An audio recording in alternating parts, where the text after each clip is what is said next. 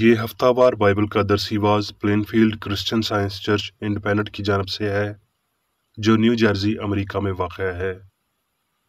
مزید معلومات کے لیے آپ ہماری ویب سائٹ ملاحظہ کریں www.plainfieldcs.com۔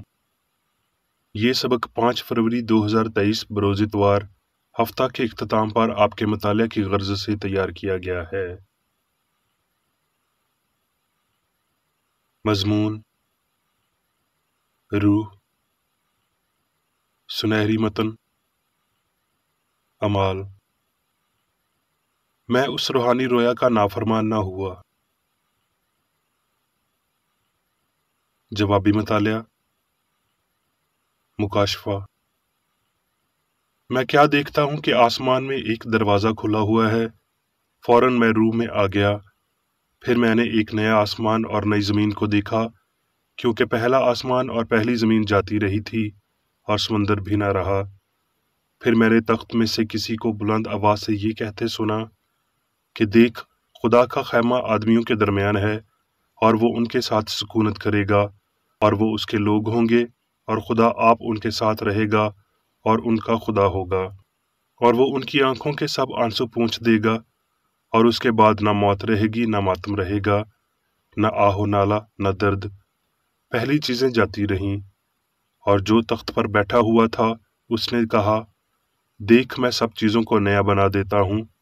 پھر اس نے کہا، لکھ لے، کیونکہ یہ باتیں سچ اور برحق ہیں۔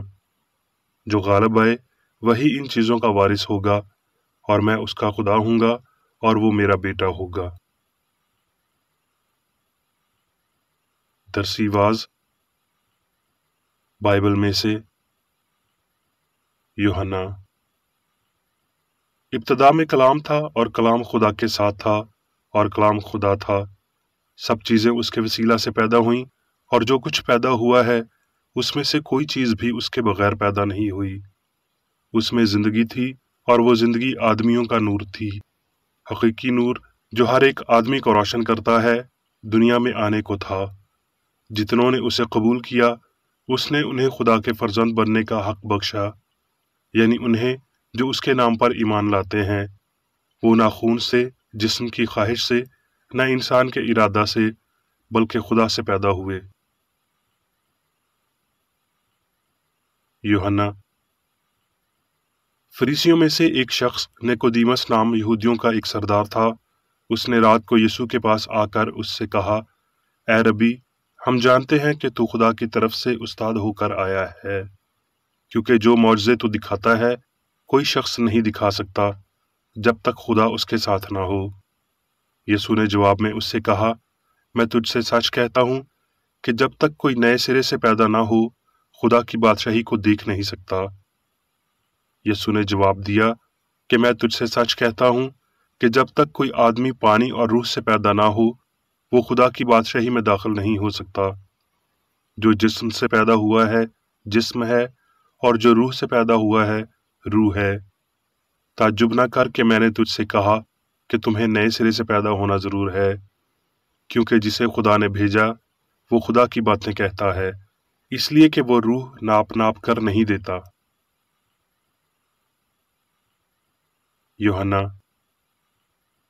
پھر جب شام ہوئی تو اس کے شاگرد جھیل کے کنارے گئے، اور کشتی میں بیٹھ کر جھیل کے پار کفرنہوم کو چلے جاتے تھے۔ اس وقت اندھیرا ہو گیا تھا، اور یسوع ابھی تک ان کے پاس نہ آیا تھا، اور آندھی کے سبب سے جھیل میں موجیں اٹھنے لگیں۔ پس جب وہ کھیتے کھیتے 3-4 میل کے قریب نکل گئے تو انہوں نے یسوع کو جھیل پر چلتے اور کشتی کے نزدیک آتے دیکھا اور ڈر گئے، مگر اس نے ان سے کہا، میں ہوں، ڈرو مت۔ پس انہوں نے اس سے کہا کہ ہم کیا کریں کہ خدا کے کام انجام دیں؟ یسوع نے جواب میں ان سے کہا، خدا کا کام یہ ہے کہ جسے اس نے بھیجا ہے اس پر ایمان لاؤ۔ زندہ کرنے والی تو روح ہے، جسم سے کچھ فائدہ نہیں۔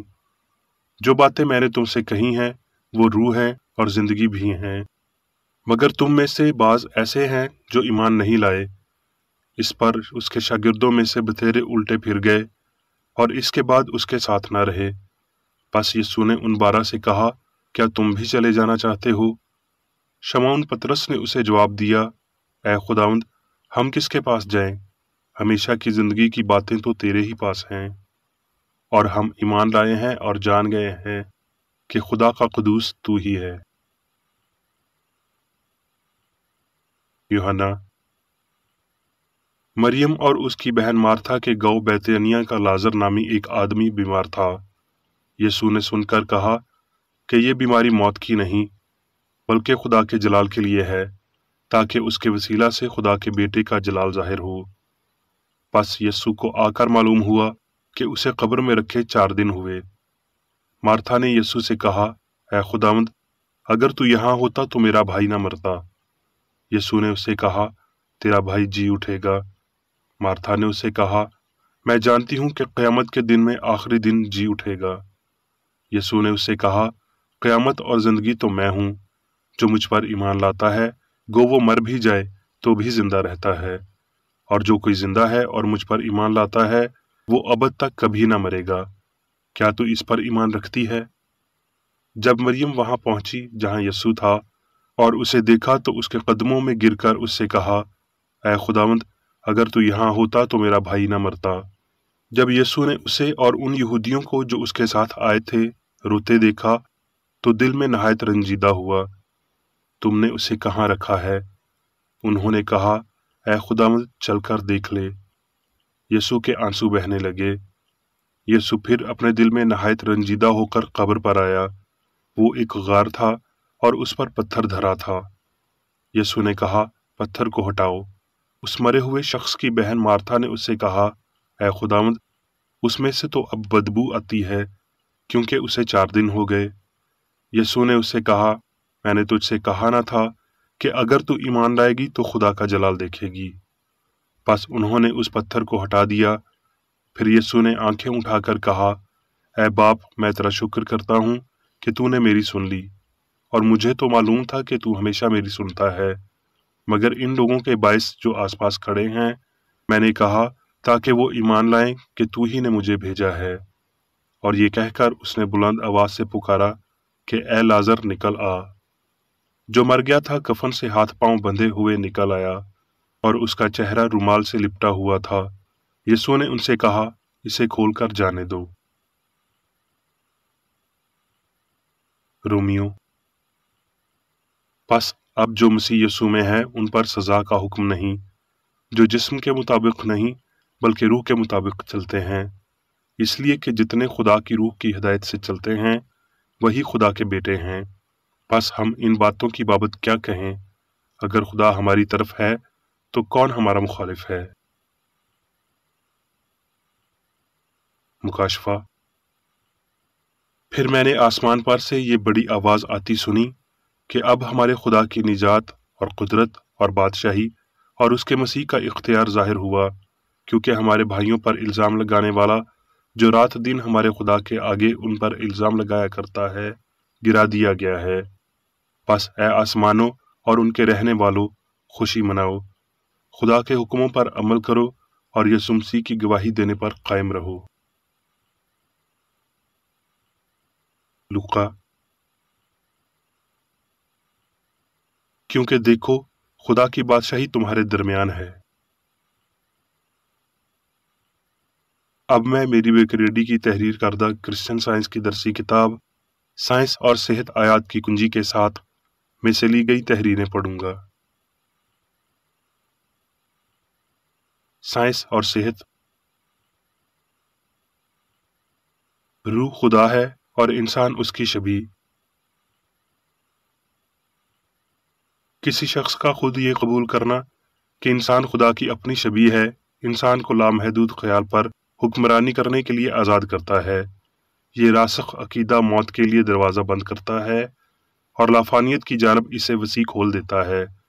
आखिरकार रूह की समझ और पहचान ज़रूर होनी चाहिए, और हम इलाही असूल के इदराक के वसीला हस्ती के भेदों को सुलझाने में हमारे वक्त को बेहतर फ़रोग़ देंगे। फ़िलहाल हम ये नहीं जानते कि इंसान क्या है, मगर हम यकीनन तब ये जान पाएंगे जब इंसान खुदा की अक्कासी करता है। मुकाशफा लिखने वाला हमें एक नए आसमान और एक नई ज़मीन के बारे में बताता है।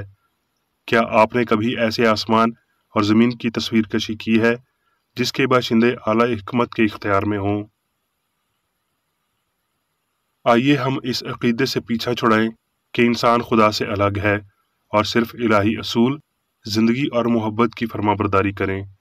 یہاں پوری حقیقی روحانی ترقی کے لیے روانگی کا بڑا نقطہ آتا ہے۔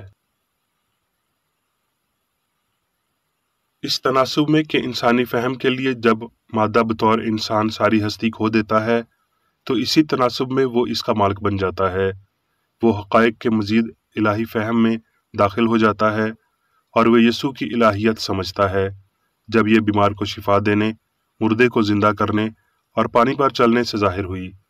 ان سب کاموں نے اس عقیدے پر یسوع کے اختیار کو ظاہر کیا کہ مادہ مواد ہے، کہ یہ زندگی کا ثالثی یا وجودیت کی کسی بھی شکل کو تعمیر کرنے والا ہو سکتا ہے۔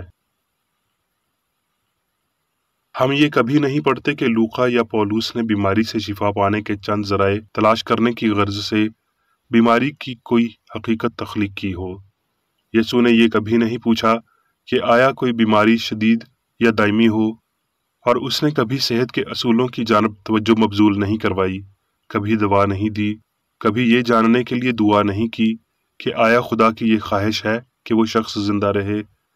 اس نے انسان کو سمجھا جس کی زندگی خدا ہے کہ وہ لافانی ہے، اور وہ جانتا تھا کہ انسان کی دو زندگیاں نہیں ہوتی، کہ ایک کو تباہ کیا جائے اور دوسری کو ناقابل تسخیر بنا دیا جائے۔ یسوع نے لازر کو اس فہم کے ساتھ بحال کیا کہ لازر کبھی مرا نہیں تھا، نہ کہ اس بات کو تسلیم کرتے ہوئے کہ اس کا بدن مر گیا تھا اور وہ پھر زندہ ہو گیا۔ وہ دور آتا ہے جب ہستی کی سچائی کا فہم حقیقی مذہب کی بنیاد ہوگا۔ فی الحال بشر آہستہ آہستہ ترقی کرتے ہیں کیونکہ ہستی کے خوف کو مضحکہ خیز سمجھا جاتا ہے۔ وہ فیشن، تکبر اور فہم کے غلام ہیں۔ کبھی کبھی ہم یہ سیکھیں گے کہ روح یعنی عظیم معمار نے سائنس میں آدمیوں اور عورتوں کو کیسے بنایا۔ ہم صرف تبھی کرسچن سائنسدان ہیں جب ہم اس پر سے اپنا انحصار ترک کرتے ہیں جو جھوٹا اور سچائی کو نگلنے والا ہو۔ جب تک ہم مسیح کے لیے سب کچھ ترک نہیں کرتے تب تک ہم مسیحی سائنسدان نہیں بنتے۔ انسانی آراء روحانی نہیں ہوتی، وہ کان کے سننے سے آتی ہیں، یعنی جسم سے آتی ہیں نہ کہ اصول سے، اور فانی سے آتی ہیں نہ کہ لافانی سے۔ روح خدا سے الگ نہیں ہے، روح خدا ہے۔ سائنس میں خدا کے مخالف آپ کوئی قوت نہیں رکھ سکتے، اور جسمانی احساسات کو ان کی جھوٹی گواہی سے دستبردار ہونا پڑتا ہے۔ مجھے لین میں مسٹر کلارک سے ملنے کی دعوت دی گئی، جو 6 ماہ سے کمر کی بیماری کے باعث بستر پر پڑا تھا۔ جب وہ جوان تھا تو لکڑی کا ایک بڑا کیل اس پر گرنا اس بیماری کی وجہ تھی۔ گھر میں داخل ہوتے ہوئے میں اس کے ڈاکٹر سے ملا، جس نے کہا کہ مریض مر رہا تھا۔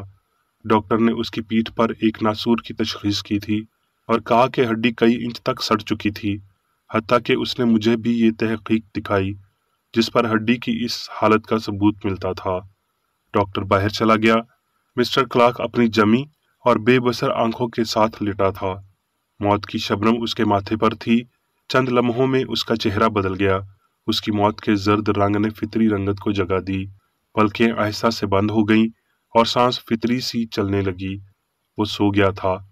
قریباً 10 منٹ بعد اس نے اپنی آنکھیں کھولیں اور کہا، مجھے نیا انسان جیسا محسوس ہو رہا ہے، میری ساری تکالیف دور ہو چکی ہیں۔